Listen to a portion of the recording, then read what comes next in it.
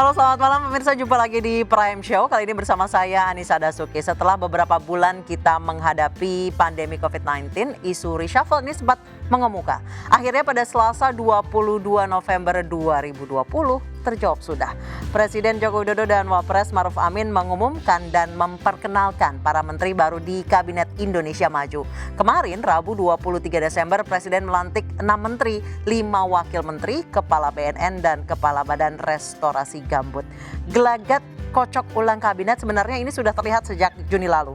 Kala itu Presiden Jokowi mengeluhkan kinerja para pembantunya yang masih biasa-biasa saja, padahal di tengah pandemi COVID-19. 2 menteri terjaring KPK karena korupsi.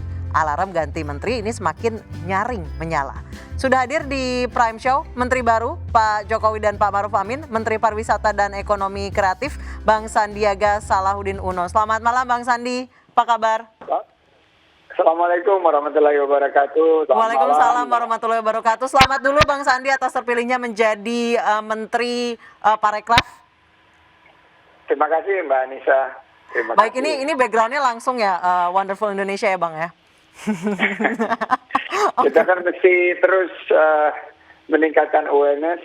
Di belakang saya ini adalah 5 destinasi super prioritas yang menjadi tugas utama dari Menteri Pariwisata dan Ekonomi Kreatif yang baru untuk memastikan dalam COVID-19 ini kita berbenah, pastikan produk kita adalah produk yang world class, yang unggul, sehingga kita harapkan kebangkitan sektor pariwisata dan penciptaan lapangan kerja melalui sektor ekonomi kreatif bisa kita hadirkan.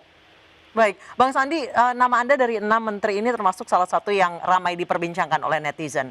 Tadinya lawan menjadi kawan. Ini sebenarnya ditelepon Pak Jokowi untuk diminta jadi menteri itu kapan? Nelfonnya gimana? WhatsApp atau telepon apa WhatsApp call apa video call atau gimana Bang?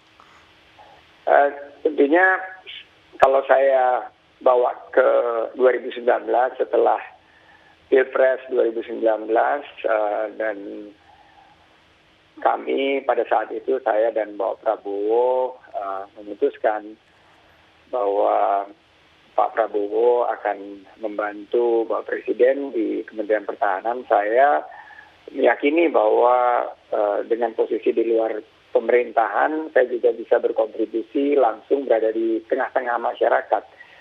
Dan beberapa kali ada pembicaraan di mana saya diminta untuk bergabung, tapi saya selalu konsisten bahwa bergerak di luar pemerintahan ini juga sangat memberikan dampak kepada masyarakat.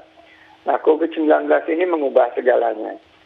Mengubah baik dari sisi dampak yang luar biasa terhadap sisi kesehatan dan juga perlambatan dan keterpurukan ekonomi kita. Terutama sektor pariwisata dan ekonomi kreatif yang menyumbangkan sekitar 30 juta total atau hampir 25%, hampir 30% dari seluruh lapangan pekerjaan yang ada di Indonesia. Nah, kebetulan yang terjadi Mbak Anissa, saya terkena COVID-19 sekitar 2 minggu kami dirawat, kami melakukan isolasi mandiri terpisah, saya dan istri saya. Dan sebetulnya mendapatkan beberapa WA, zamannya sekarang zamannya WA, dari sahabat-sahabat yang ada di kabinet, mulai dari Pak Budi Gunawan, dari Pak Pratik, tapi menyatakan selamat, waktu saya terakhir mendapatkan hasil swab yang negatif. Jadi ini ada salah kode nih, ada cerita lucu gitu. Gimana tuh Bang? Terus waktu saya dibilang selamat, saya bilang terima kasih Pak. Ya mudah-mudahan hasil tes yang kedua juga negatif. Terus nggak lama Pak Pratik yang kebetulan memang kami rutin berkomunikasi. Pak Pratik bilang singkat gitu, Bismillah Pak. Terus saya jawab, Bismillah Pak. Jadi saya pikir ini menyangkut kesembuhan saya. Taunya? Dan ternyata pada hari Sabtu Pak Erik menelpon dan walaupun pada saat itu masih kemungkinan, terus nggak lama ada beberapa anggota teman-teman juga dari Gerindra, dari Kabinet Indonesia Maju yang juga menghubungi Pak Soeharto Mono Arfa. Tapi karena saya sudah bilang pada pertemuan terakhir sebelum COVID ke Pak Prabowo bahwa untuk ajakan Pak Prabowo bergabung, waktu itu saya masih dalam posisi ingin membantu dari luar pemerintah. Tapi COVID-19 ini memang selama 2 minggu kami berkontemplasi, kami bertafakur, bertadabur, dan pada saat itu memang membutuhkan satu kesatuan dan persatuan dari seluruh elemen bangsa. Bahwa kita harus berjuang bergandengan tangan, jangan terpecah belah, jangan mendahulukan kepentingan pribadi, golongan, atau kepentingan, apalagi kalau bicara mengenai kepentingan-kepentingan yang tidak berkaitan dengan bangsa dan negara. Jadi pada saat itu, waktu hari Senin, mendapat WA bahwa kemungkinan akan dipanggil menghadap ke istana. Itulah saat pertama saya baru ngeh gitu. Baik. Dan tidak lama bahwa diminta datang pakai baju putih pukul 15.00, dan di situ saya juga tidak pada saat itu tidak mengetahui apakah yang akan menjadi tugas. Baik, Bang Sandi, ini mungkin pertanyaan klise. Perasaannya bagaimana waktu itu? Perasaan saya karena saya baru sembuh dan masih menunggu hasil tes yang kedua dan masih menunggu arahan dokter, baru saja melalui COVID-19 ya. Saya tentunya prihatin ya bahwa COVID-19 ini, saya membayangkan rekan-rekan yang harus menghadapi cobaan yang lebih berat. Saya membayangkan belasan juta masyarakat yang kehilangan pekerjaan, yang di PHK. Saya pernah di PHK juga tahun 97, Anissa. Saya ngerasa bagaimana caranya nggak memiliki mata pencarian, tidak memiliki pemasukan, dan akhirnya harus membiayai keluarga dan lain sebagainya. Jadi itu yang saya rasakan. Saya sangat prihatin. Saya sangat bersyukur saya bisa sembuh dari COVID-19, dan setelah saya sholat istiqoroh, setelah saya beberapa kali juga meminta arahan dan berdoa kepada Allah Subhanahu wa Ta'ala, saya berpikir mungkin ini jalannya, bahwa saya harus membantu memberikan kontribusi dan sumbangsi yang terbaik pada saat kita menghadapi pandemi COVID-19 ini. Baik, Bang Sandi, akhirnya Bang Sandi memutuskan untuk mengambil atau menerima tawaran menjadi menteri. Apakah ini posisi tawar dari Partai Gerindra atau memang murni sebagai profesional? Karena kan Bang Sandi kita ketahui memang sudah sejak lama concern ke masalah UMKM. Apalagi UMKM dan juga ekonomi kreatif ini salah satu yang terdampak cukup buruk gitu di tengah pandemi COVID-19 ini. Saya bergabung di Gerindra 2015 dari jalur pengusaha, entrepreneur dan profesional. Saya langsung direkrut oleh Pak Prabowo membidangi ekonomi, pembukaan lapangan pekerjaan, koperasi dan ekonomi rakyat. Saya mengikuti prosesi Pilkada 2017 di DKI dan Pilpres 2019 nasional. Saya melihat bahwa hak prerogatif dari Bapak Presiden adalah untuk bagaimana kita segera memulihkan sektor pariwisata dan membangkitkan sektor ekonomi kreatif untuk melanjutkan agenda pembangunan bangsa yang sekarang kita harus sama-sama pikirkan. Justru rakyat yang lagi mengalami kesulitan, tidak memiliki pemasukan, kehilangan lapangan pekerjaan, beban biaya hidup yang mahal. Dan inilah yang menurut saya satu tugas amanah yang tentunya sangat berat, yang harus kita jalankan demi kebangkitan ekonomi Indonesia dan pemulihan Indonesia pasca COVID-19 ini. Baik, Bang Sandi, sejauh ini Anda mendapatkan tugas sebagai Menteri Pariwisata dan Ekonomi Kreatif. Ini salah satu yang terdampak paling buruk, baik pariwisata maupun ekonomi kreatif. Sejauh ini apa sih, Bang, program utama Anda untuk membangkitkan sektor pariwisata dan juga industri kreatif di tengah keterpurukan di pandemi COVID-19 ini? Apa strategi pertama yang akan Bang Sandi jalankan sebagai Menteri?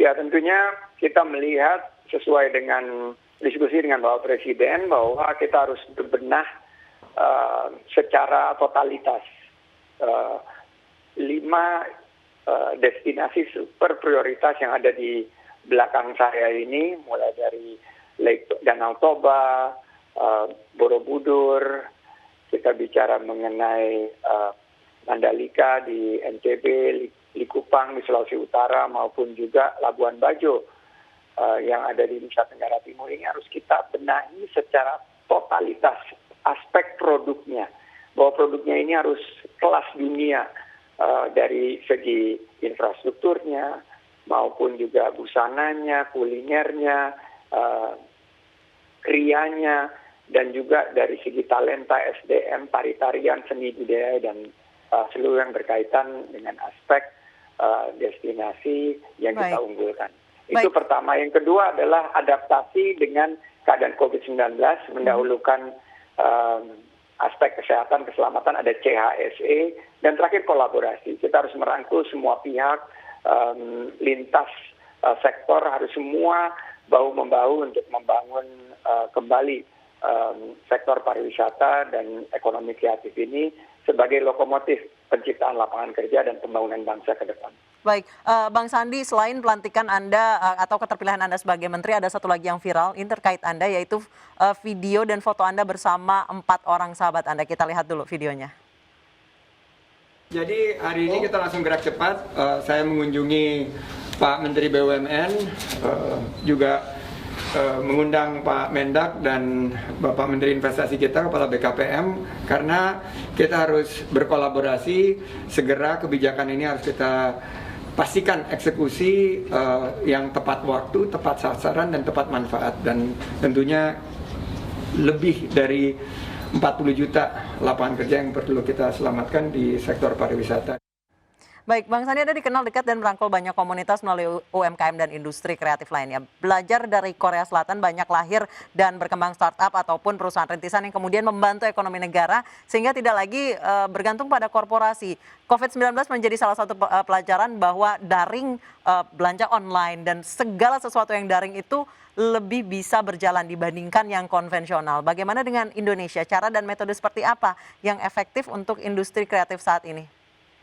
Betul sekali, Mbak Anissa. Saya bersama dengan pemerintah, waktu itu Bapak Presiden di tahun 2006 mengunjungi Korea Selatan, dan kita melihat bagaimana mereka melakukan satu transformasi di sisi ekonomi kreatifnya. Dan tentunya ini adalah bauran kebijakan yang tadi saya sampaikan, bagian daripada inovasi, kita bicara mengenai digitalisasi, kita bicara mengenai bagaimana kita menggunakan artificial intelligence. Dari segi adaptasi, kita pastikan bahwa produk-produk ekonomi kreatif yang produk dan tentunya jasa yang diciptakan oleh sektor ekonomi kreatif ini relevan dengan kekinian, dengan apa yang dibutuhkan oleh para milenial dan generasi zilenial. Dan terakhir, berkolaborasi. Menurut saya kolaborasi yang harus dilakukan bukan hanya lintas sektor, lintas profesi, tapi juga lintas negara. Kolaborasi ini sekarang sudah menjadi satu pendekatan yang sangat fenomenal, di mana ada produk sepatu bekerjasama dengan produk kuliner, ada produk baju bekerjasama dengan collab ya Bang ya? Collab, misalnya Anissa X OKOC misalnya, atau Dasuki X Ultimate You. Dan banyak lagi.